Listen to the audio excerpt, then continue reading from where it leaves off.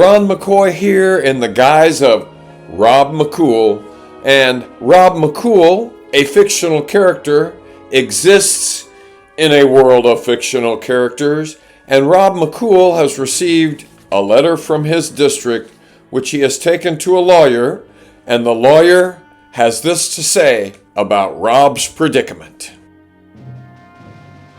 So, Rob, you have told me about the 3 letters of reprimand that you have received since September of 2022. You have told me the details behind those, and here's my opinion about those letters.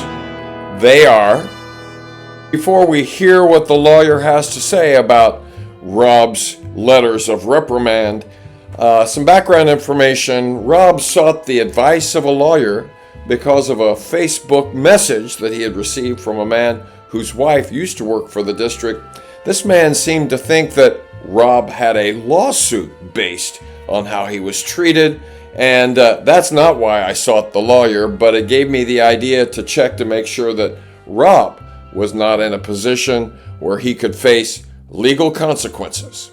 And now the lawyer has his opinion about all of Rob's letters of reprimand.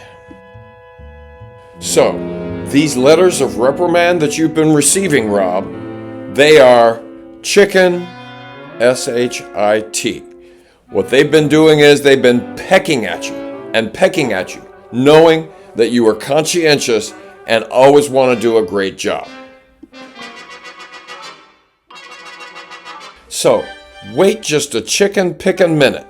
Let's see, my administrators were pecking at me, giving me letters of reprimand, but why? Pecking at me. What was their goal behind all of these frivolous letters of reprimand? The lawyer went on to say that he wished I had come to him prior to resigning, because by resigning, I had let my district administrators off the hook. And I responded to him this way.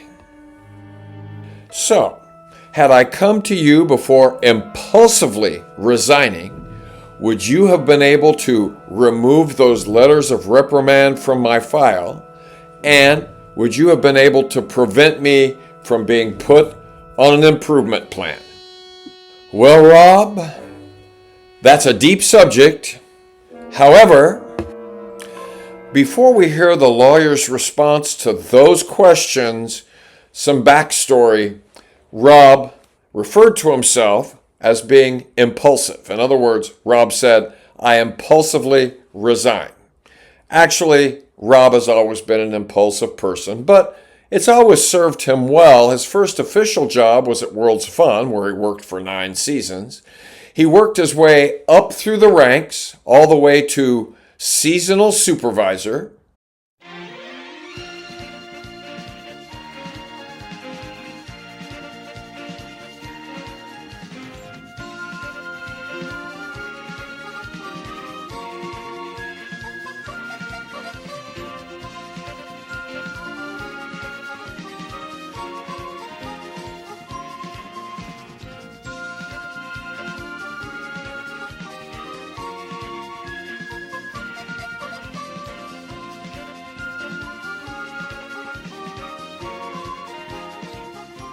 And as seasonal supervisor, Rob did a lot of impulsive things. To those who knew and tolerated Rob, I would raid other areas of their managers. I would promote people, even though I wasn't supposed to do all of those things. But I was always lauded for my tenacity, and that has not been the case so much in recent years. Meanwhile, back in the lawyer's office, Rob had asked the lawyer that if he had come to the lawyer prior to resigning, could the lawyer have stricken those letters of reprimand from Rob's file? Would he have prevented Rob from being put on an improvement plan? Here's what the lawyer said.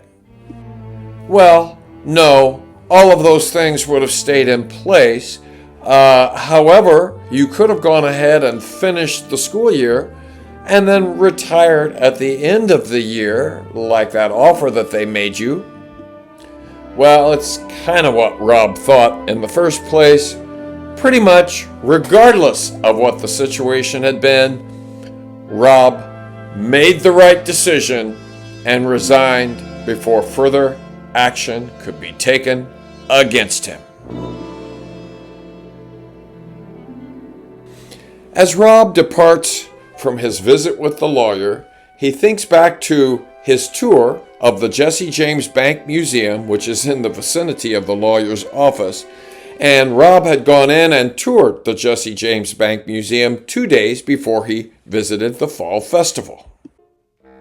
Rob loves history, and Rob had not toured the Jesse James Bank Museum for many, many years, so he walked in, paid $7, and was escorted into the actual, well, it's a replication of what the bank looked like on that fateful day on February 13, 1866. So I'm thinking, the day before Valentine's Day, this bank is being robbed.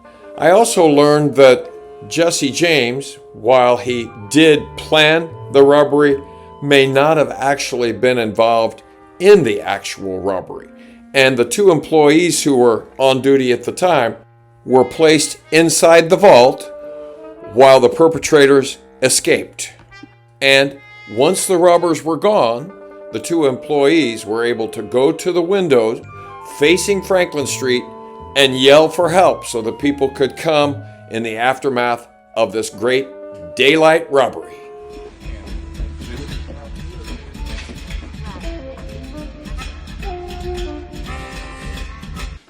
And we're going to do some braiding again. Pardon me, ma'am? Who are you? We're bank examiners. Fill it. Nobody gets hurt.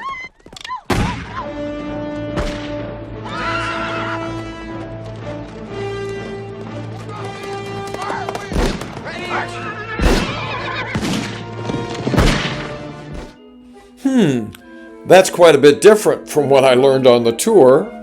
Dramatic license, I suppose. During Rob's post-resignation adventures, he also visited a financial planner just to make sure he had all of his ducks in a row prior to his official retirement from his lengthy career, and he chose a location very close to where he lives. Rob had already filled out the paperwork for his application for retirement.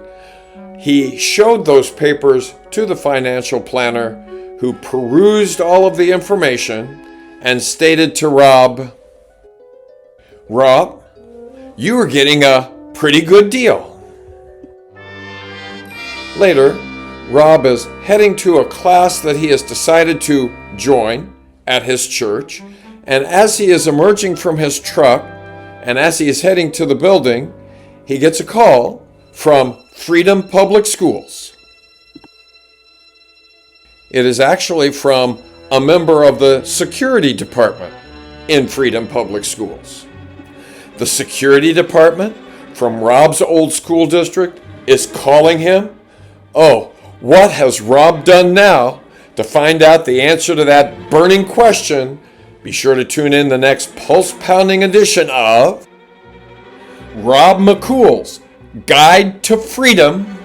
Also, incredible insights will come as Rob turns his attention back to Freedom Maples Elementary School, where the spotlight will again be on his former principal, and for the first time, we will meet his former assistant principal. You name it, we will do it as these adventures continue.